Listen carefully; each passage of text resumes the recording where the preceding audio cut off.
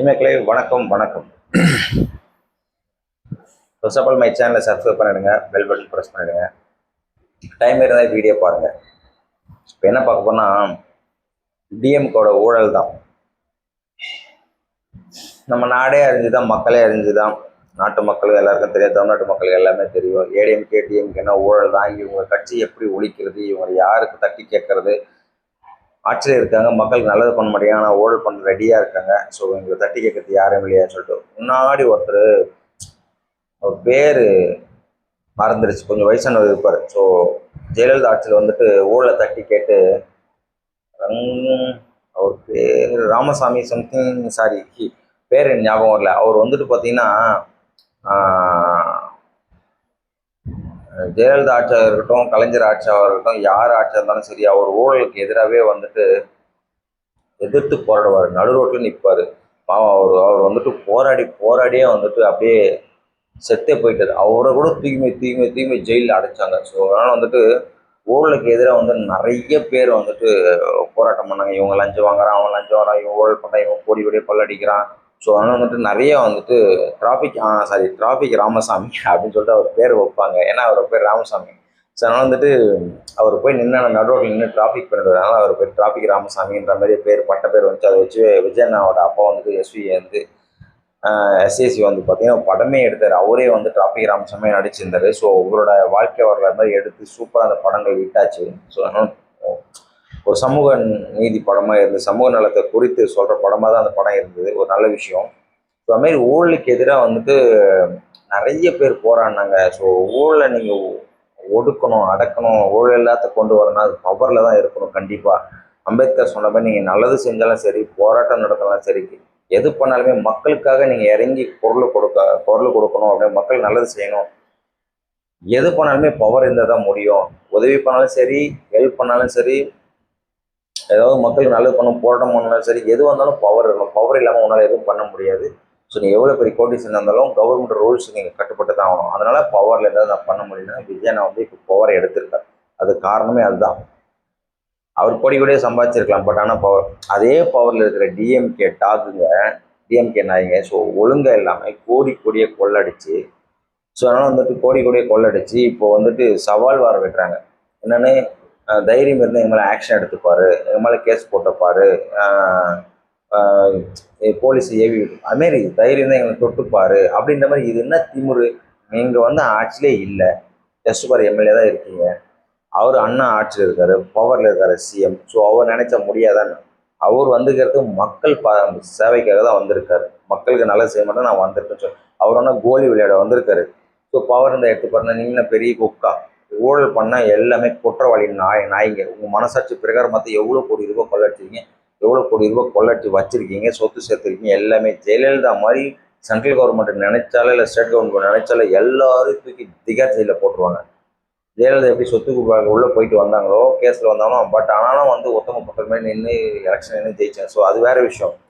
செந்தில் பாலாஜியே வந்துட்டு கொள்ளக்காரன் ஊழல்வாதி எல்லாமே தெரிஞ்சு கேஸ் கோர்ட்டுன்னு போயிருந்து காவேரி ஹாஸ்பிட்டலாக தெரிஞ்சுட்டு இருந்தான். செத்து போயிருப்பான் எப்போ, ஆனால் சாகலை. நல்ல மாதிரியே நடித்தான். இப்போ வந்து கெட்ட மாதிரியே வெளில தெரிஞ்சுட்டு கெட்டவன் நல்ல மாதிரியே வெள்ளை சட்டை விளையாட்டு தெரிஞ்சுட்டு. ஆனால் வந்து அந்த நாயை வந்து கரூரில் நிற்க வச்சா தோற்றுருவான்னு சொல்லிட்டு கோயம்புத்தூரில் நிற்க வச்சோம். அங்கே இருக்கிற மக்கள் பணத்தை வாங்கின்னு ஓட்ட போட்டு அந்த தலை ஜெயிக்க வச்சிட்டோம். நல்லதுக்கே காலம் இல்லை. இவன் கொள்ளக்காரன் ஊழல்வாதின்னு தெரியும், ஆனாலும் இவனை ஜெயிக்க வச்சுக்கிறானா இது எப்படின்றது எனக்கு ஒன்றும் புரியல. அந்த மக்கள் ஓட்டு போட்டிருக்காங்க. So I don't know. So எல்லாமே பணம் தான். பணம் வந்து பாதாள வரைக்கும் பாயிண்டாங்களா, அது கரெக்டாக தான் இருக்குது. ஸோ பணத்துக்காக வந்துட்டு எல்லாமே செஞ்சுட்டாங்க. ஸோ ஆனால் வந்துட்டு அந்த விஷயத்தில் வந்து நேற்று ஏவா வீட்டில் வந்து செக் வச்சாங்க. ஸோ இது வந்து தமிழக அரசோட லஞ்ச ஒழிப்புத்துறை போலீஸ்கார தான் போயிருக்காங்க. அவங்க அதே தான் போயிருக்காங்க. ஸோ எல்லாத்தையும் அரெஸ்ட் பண்ணதில் நியூஸ் பிரகாரம் பார்த்தா 40 லட்ச ரூபா ஏவா வேலை வந்து ஆட்டை போட்டு வச்சுருந்துருக்காரு, கணக்கில் வராத பணம். ஸோ அதனால் வந்துட்டு அவங்க சர்ச் பண்ணதில் இது வரைக்கும் இந்த நியூஸ் வரைக்கும் இந்த 40 லட்ச ரூபா கைப்பற்றப்பட்டுள்ளது அப்படின்னு சொல்லியிருக்காங்க. 40 லட்சம் பண்ணாலும் சரி, 400 கோடி பண்ணாலும் சரி, 1000 கோடி பண்ணாலும் சரி, வெளியில் சொல்கிறது மட்டும் தான் நமக்கு தெரியும். அங்கே என்னென்ன அரெஸ்ட் பண்ண டாக்குமெண்ட் இந்த அறிக்கையை பற்றி வெளில வரும். இப்போ இவர் கேட்டால் என்ன சொல்கிறேன், நாங்கள் 40 லட்சம் ஒன்றும் இல்லை, அது பொய்யான தகவல், நான் வந்து சவால் விட்டேன், எனக்கு முடிஞ்ச தொட்டுப்பாரு, கேஸ் போட்டு டிஎம்கே மேலே சவால் விட்டேன் அப்படின்னு. அதனால தான் வந்து இல்லைனா மட்டும் நீ கொள்ளாட்சி வச்சு தெரியாதாடா, உனக்கு எங்கேயா காலேஜ் வாங்க, college engineering college, medical college school office இதை லொக்கேஷன் எப்படி உனக்கு எப்படி சொத்து வந்துச்சு வாங்குறதுக்கு? டிஎம் ஆல்ரெடி நேரு கெத்தாக தெரிஞ்சுன்னு உட்காந்துக்கிறார், மீசியை முறுக்கி விட்டு தெரிஞ்சுன்னு உட்காந்துக்கிறார். ஆல்ரெடி 638 கோடி கேஸ். பல பேர் பல விதமாக இந்த டிஎம்கே ஆகட்டும் ஏடிஎம்கே ஆகட்டும் எல்லாமே ஊழல் தான். சிஎம்ஐ நினைச்சா எல்லாரும் தூக்கி உள்ளே போடலாம், பட் நினைக்க மாட்டேங்கிறாங்களே. கேட்டால் அதுக்கு ப்ராசஸ் இருக்குது, கேஸ் போடணும். கேட்டால் வந்துட்டு ஏவோ வேலை சொல்கிற, நான் கேஸு போட்டு ஒத்தமாக போட்டு நிரூபிச்சிருவேன், ப்ரூஃப் பண்ணுவேன். என்னத்தை ப்ரூஃப் பண்ணுவேன் நீ? எனக்கு ஊழல்வாதையும் தெரிஞ்சு போச்சு. ஸோ ஏகப்பட்ட சொத்து சேர்ந்துச்சு. இல்லை எங்கேருந்து வாங்கினேன், எங்கே போய் வேலை பார்த்தேன்? எம்எல்ஏ வித் அமைச்சர், எங்கே போய் வேலை பார்த்தேன்? இல்லை கம்பெனி ஓனராக என்ன கோடி கோடியாக வந்து கொட்டுறதுக்கு? ஸோ அதனால் வந்துட்டு எல்லாமே ஊழல்னு சொல்லிட்டு கோர்ட்டுக்கும் தெரியும், ஜட்ஜ்மெண்ட் கொடுக்க போகிறவங்களுக்கும் தெரியும் ஊழல் தான். ஸோ எவ்வளோ போராடி பார்த்தாங்க ஜெயலலிதா. ஸோ ஃபார் எக்ஸாம்பிள் வந்து அவங்களாம் சொல்ல முடியும், ஏன்னா அவங்க தானே சிஎம் இருந்தாங்க.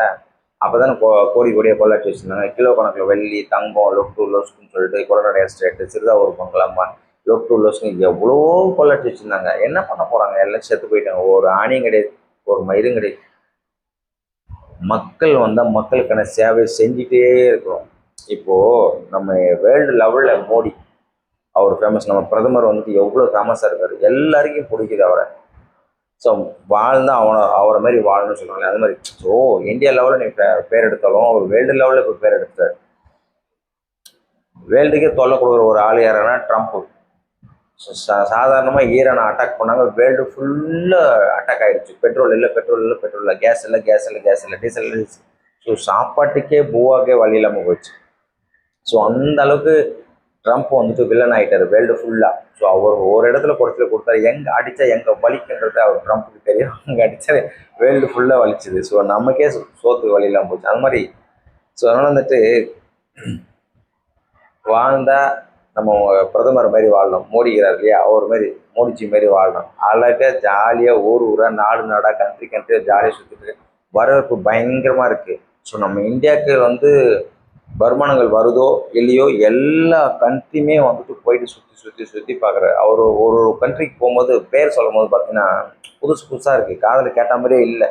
வேர்ல்டு மேப் எடுத்து ஒத்து பார்த்தா தான் தெரியும் அந்த ஊர் எங்கே இருக்குது, எந்த சைடில் இருக்குது அப்படின்னு சொல்லிட்டு. ஸோ அந்த மாதிரி வந்துட்டு வேறு லெவலில் வாழ்ந்துட்டுருக்காரு நம்ம பிரதமர் மோடி. ஸோ நம்ம கண்ட்ரிக்கு வந்துட்டு வருமானம் வருதோ இல்லையோ, ஸோ எல்லா கண்ட்ரி கூட நட்பாக இருக்கார்ல, அது ஒரு பெரிய விஷயம். இந்த நட்பு தான் பெரிய விஷயமே. அவர் மாதிரி வாழணும், இல்லைன்னா ஊழல்வாதியாக வாழக்கூடாது. இப்போ எதுக்கெத்தாலும் டிஎம்கே ஃபுல்லாக ஊழல்வாதி தான், ஏடிஎம்கே ஃபுல்லாக ஊழல்வாதி. மறைந்த கலைஞர் ஆகட்டும், ஜெயலலிதா ஆகட்டும், எல்லாமே ஊழல்வாதி. இப்போ ஆட்சி செஞ்சுட்டு போன ஸ்டாலின் ஆகட்டும், எல்லாமே ஊழல்வாதி தான், எடப்பாடி ஆகட்டும். ஸோ எல்லாருமே தூக்கி உள்ள வைக்கத்தான் வந்து பிளான் போட்டுட்ருக்காங்க நம்ம டிவிக்கு அரசு. அது வெகு விரைவில் நடக்கும். ஒவ்வொருத்தராக தூக்கி ஜெயிலில் போடுவாங்க, நல்ல விஷயம். ஸோ வந்து டிஎம்கே வந்துட்டு அதை விட்டு மக்களுக்கு நாங்கள் நல்லா செஞ்சோம், இதை செஞ்சோம் சொல்லி எப்போதும் போல் கல்யாணத்தில் போயிட்டு நம்ம டிஎம்கே தலைவர் போயிட்டு புலம்பிட்டு கிடக்குறாரு.